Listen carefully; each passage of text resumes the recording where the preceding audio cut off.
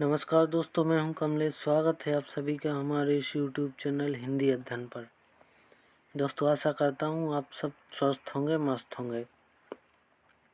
हम सब अध्ययन कर रहे थे हिंदी व्याकरण का, जिसमें हमने शब्द वेद को समझा था। आज हम अध्ययन करेंगे शब्द शक्ति का। तो देखते हैं शब्द शक्ति क्या होती है। शब्द शक्ति तो जो ध्वनि हमें सुनाई पड़ती है वह शब्द है।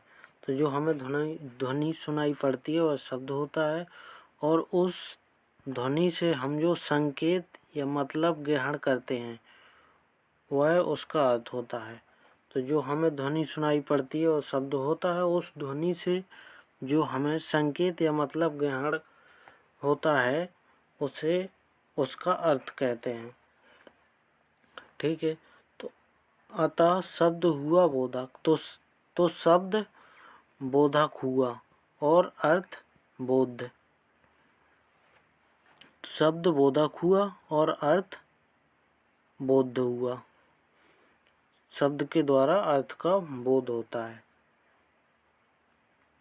आगे देखते हैं। अब देखते हैं शब्द शक्ति की परिभाषा। शब्द का अर्थबोध कराने वाली शक्ति शब्द शक्ति कहलाती है। तो शब्द का जो अर्थबोध कराने वाली शक्ति होती है उसे शब्द शक्ति कहते हैं। इसे ही व्यक्ति या व्यापार भी कहते हैं। तो शब्द शक्ति क्या होती है? शब्द का अर्थबोध कराने वाली शक्ति शब्द शक्ति कहलाती है। इसे व्यक्ति या व्यापार भी कहते हैं। अब देखते हैं शब्द शक्ति के प्रकार। शब्द शक्ति के प्रकार।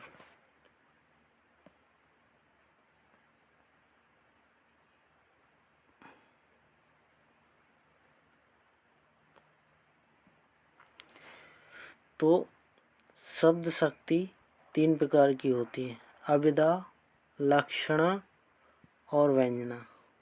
शब्द शक्ति 3 प्रकार की होती है: अभिधा शब्द शक्ति, लक्षणा शब्द शक्ति और व्यंजना शब्द शक्ति।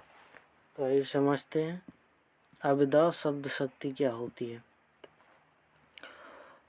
तो अभिधा शब्द के सामान्य अर्थ अभिधा शब्द के सामान्य अर्थ को बताने वाली शक्ति है, या वह शक्ति जो शब्द के सामान्य अर्थ को व्यक्त करती है उसे अभिधा शब्द शक्ति कहते हैं।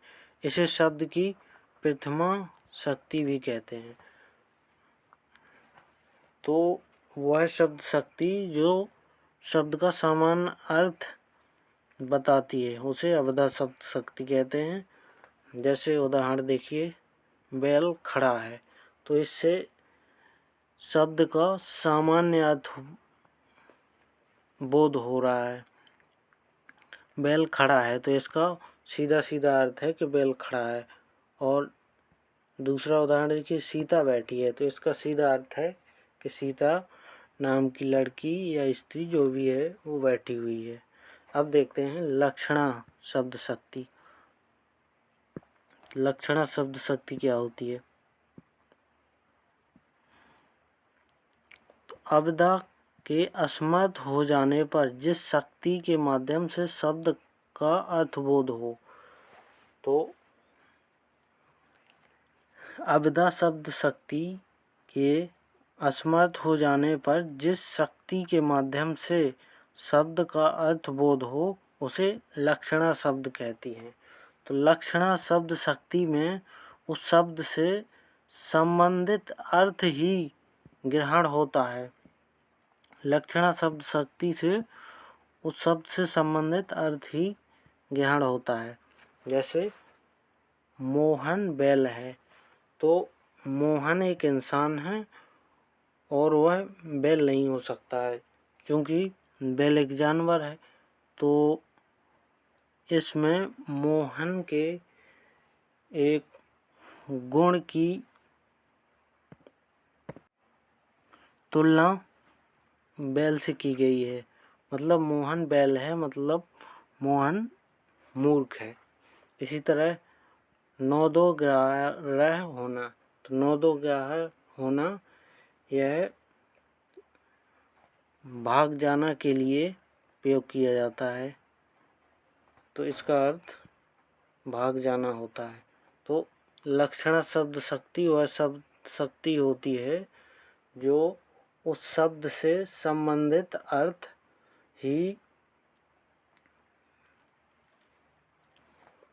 बोध कराती है। तो चलिए देखते हैं अब व्यंजना शब्द शक्ति को। व्यंजना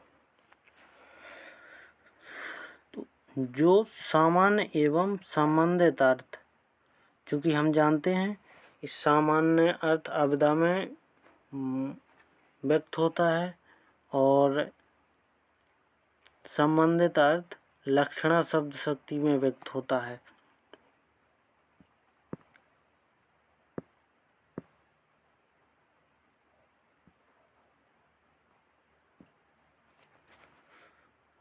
तो जो सामान्य एवं संबंधित अर्थ को छोड़कर विशेष अर्थ का बोध कराए उसे व्यंजना शब्द शक्ति कहते हैं। जैसे सूर्य अस्त हो गया, तो इस वाक्य के कई अर्थ निकल सकते हैं। इसे जिस प्रसंग में कहा जाएगा उसके उसी प्रकार से अनेक अर्थ निकल आएंगे। जैसे जब कोई पिता पुत्र से कहता है अस्त हो गया, तो इसका मतलब पढ़ाई लिखाई शुरू करो। जब किसान हलवाई से कहता है सूर्यास्त हो गया, तो इसका मतलब हल चलाना बंद करो। इसी प्रकार अगर कोई पशुपालक चरवाहे से कहता है कि सूर्य अस्त हो गया, तो इसका मतलब पशुओं को घर ले चलो। इसी प्रकार पुजारी अगर चेले से कहे कि सूर्य अस्त हो गया, तो इसका मतलब संध्या पूजन या पूजा पाठ का प्रबंध करो। कोई राहगीर अपने साथी से कहे कि सूर्य अस्त हो गया है, तो इसका मतलब ठहरने का इंतजाम करो। तो इस तरह जिस भी प्रसंग में इस वाक्य को कहा जाएगा उसका अर्थ अलग अलग निकलेगा, तो इसे व्यंजना शब्द शक्ति कहते हैं।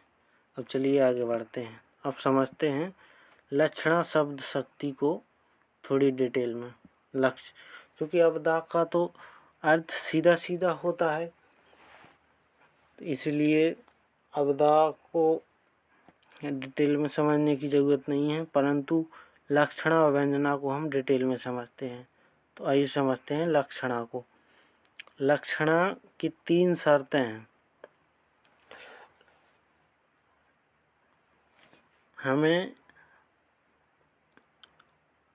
हम तभी कह सकते हैं कि इस शब्द में या वाक्य में लक्षणा शब्द शक्ति है जब ये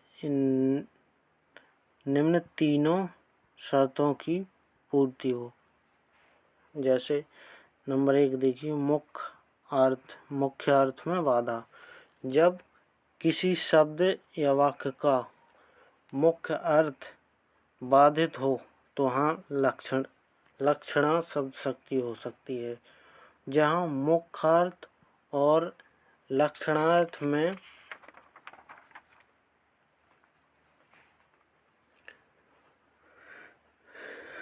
संबंध हो, अर्थात जब मुख्यार्थ बाधित होता है तो लक्षणार्थ में उससे संबंधित अर्थ ही ध्वनित होता है, अर्थ का बोध होता है। नंबर 3 शर्त रूढ़ि या प्रयोजन। तो मुख्य अर्थ को छोड़कर लक्ष्यार्थ या तो रूढ़ि के कारण बोध होता है या प्रयोजन के कारण लक्ष्यार्थ का बोध होता है। तो देखिए जैसे 9 2 11 होना, तो यह एक रूढ़ि है कि 9 2 11 होना भाग जाने के लिए प्रयोग होगा। यदि हम कह दें 10-10 20 होना, तो हमें यह समझ नहीं आएगा कि यह किस अर्थ में कहा गया है, क्योंकि 9-2 11 भाग जाने के लिए रूढ़ हो चुका है। इसी प्रकार प्रयोजन, जब किसी प्रयोजन के लिए मुख्य अर्थ बाधित होता है तो वहाँ प्रयोजन का अर्थ अभिप्राय या मतलब होता है। अर्थात जब किसी शब्द के द्वारा हमारे अर्थ का बोध नहीं होता है तो उसके स्थान पर हम किसी दूसरे शब्द का प्रयोग करते हैं, तो हमारा अभिप्राय प्रकट होता है। तो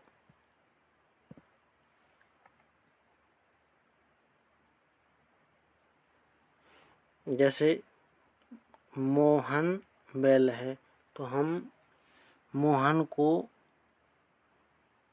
अतिशय मूर्ख या अत्यधिक मूर्ख कहना चाहते हैं, तो यह मूर्ख कहने से प्रकट नहीं होगा, इसलिए मूर्ख की जगह बैल शब्द का प्रयोग करते हैं तो हमारा अर्थ प्रकट होता है।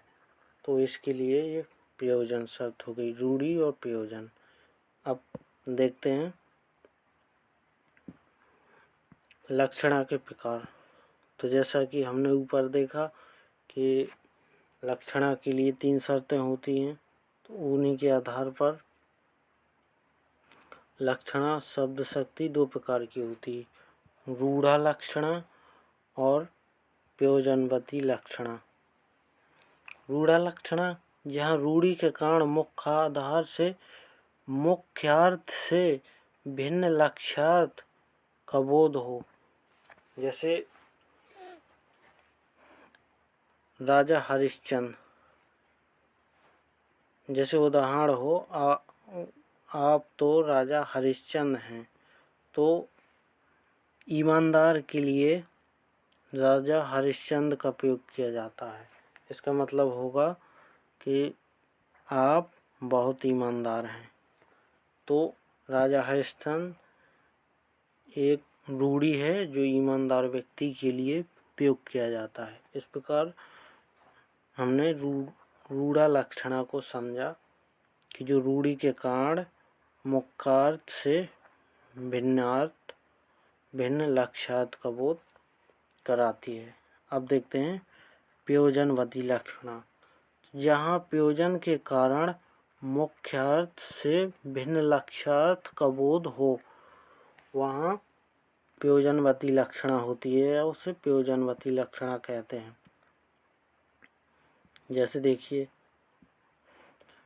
शिवाजी सिंह हैं, तो क्योंकि शिवाजी इंसान है, वो सिंह एक जानवर है, तो वो सिंह नहीं हो सकते, परंतु सिंह शब्द का प्रयोग शिवाजी को वीर एवं साहसी कहने के लिए प्रयोग किया गया है। तो इसका आशय शिवाजी वीर या साहसी हैं ये प्रकट होता है, तो इसे प्रयोजनवती लक्षणा कहेंगे।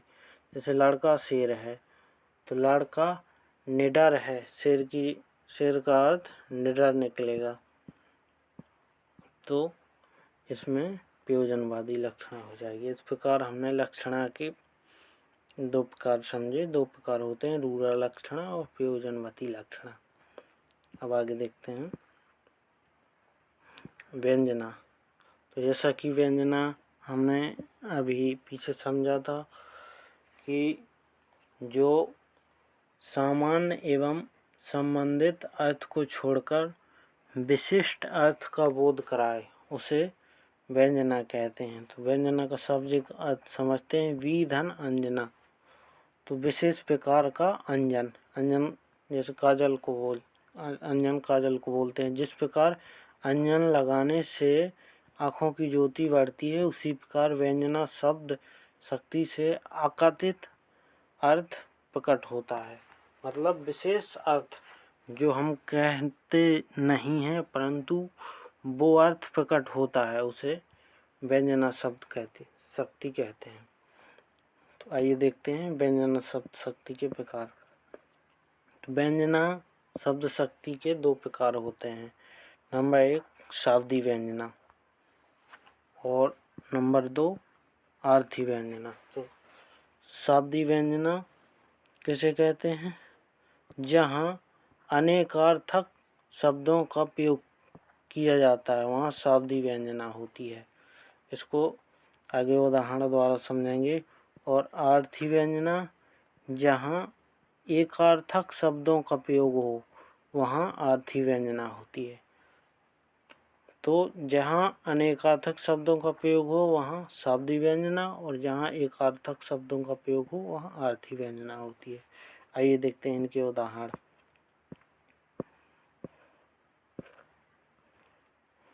उदाहरण देखिए, देखते हैं शाब्दिक व्यंजना का उदाहरण। चिर जीवो जोरी जोरे क्यों न स्नेह गंभीर।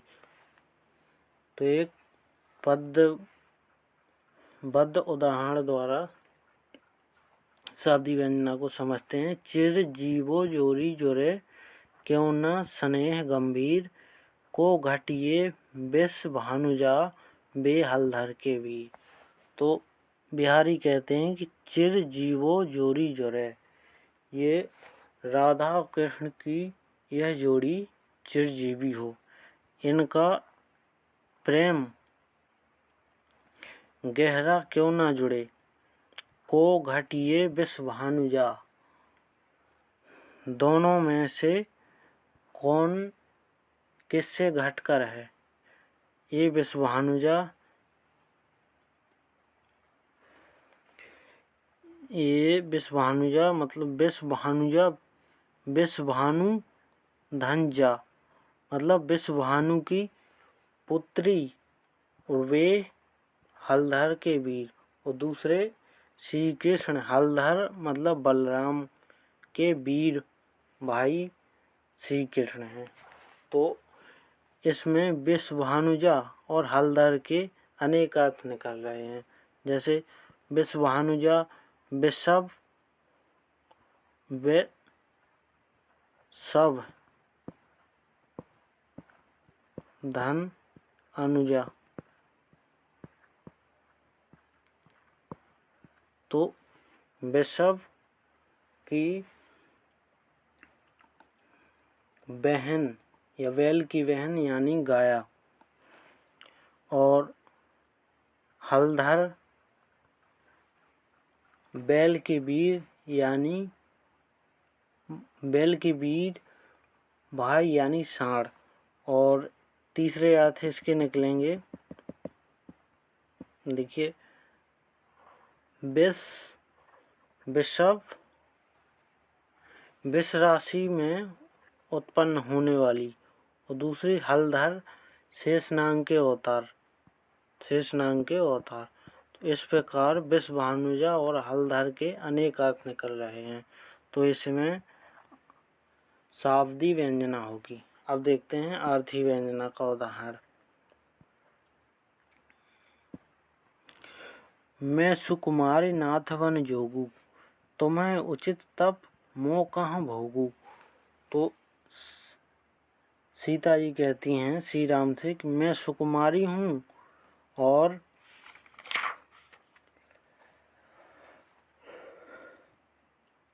आप बन जाने के योग्य हैं।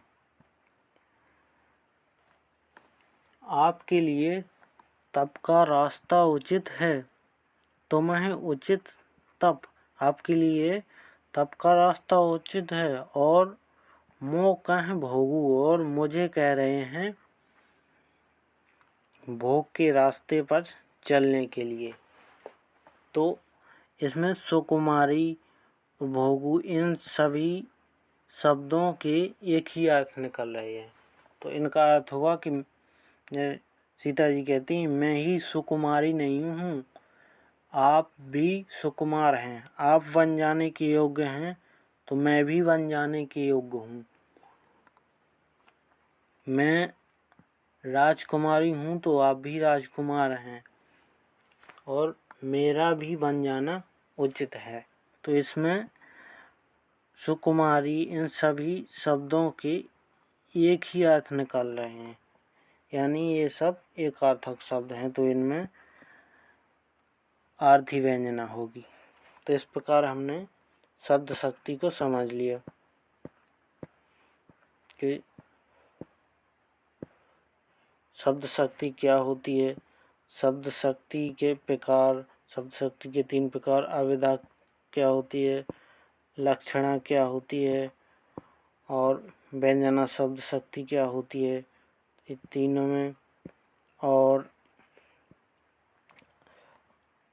लक्षणा शब्द शक्ति और व्यंजना शब्द शक्ति को हमने डिटेल में समझा कि लक्षणा शब्द शक्ति की 3 शर्तें हैं, तभी लक्षणा शब्द शक्ति होगी। लक्षणा शब्द शक्ति के प्रकार रूढ़ लक्षणा और प्रयोजनवती लक्षणा। व्यंजना के प्रकार शाब्दी व्यंजना और आर्थी व्यंजना। तो इस प्रकार हमने इस वीडियो में शब्द शक्ति को समझा। अब तो बस आज के लिए इतना ही। अगर वीडियो अच्छा लगा हो तो लाइक कीजिए,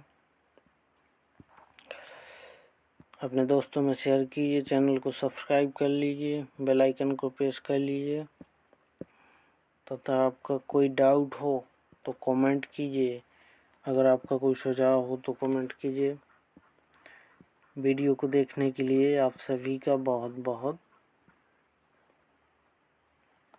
धन्यवाद। वीडियो को देखने के लिए आप सभी का बहुत बहुत धन्यवाद। Thank you very much.